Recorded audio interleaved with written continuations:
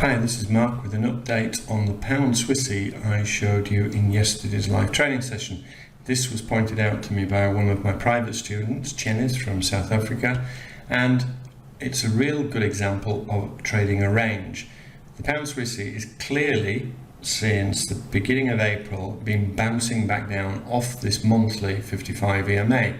So what I showed in the live session yesterday was looking to short here with the stop 30 pips above the entry, and that was above these two recent spikes and that monthly 55.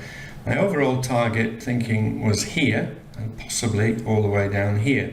Now I've just taken off 80% of the profit on this and left 0.2 of a lot to run, and the reason being is yesterday it did 124 pips worth of movement when the average has been 75, and therefore, and it's also bounced or stopped at the 55 EMA, and look how many times recent weeks it has bounced repeatedly off this 55. So this could be the end of this move.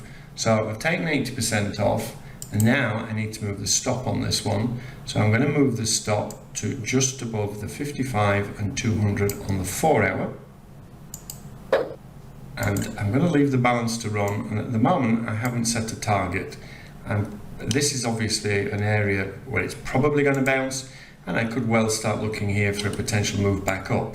Here the risk reward is not as great because you're going to be looking at 70 pip stop, but it's still a 1 to 2 risk reward ratio. So I'm just going to keep my eye on this morning and either get out here or see if it's got the possibility to go even further.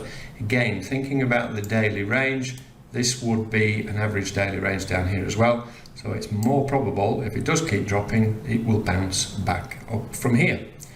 Great setup there. Jenny, South Africa, well done to you. Please like and share this video. And if you haven't done already, please subscribe to our channel for lots more great content.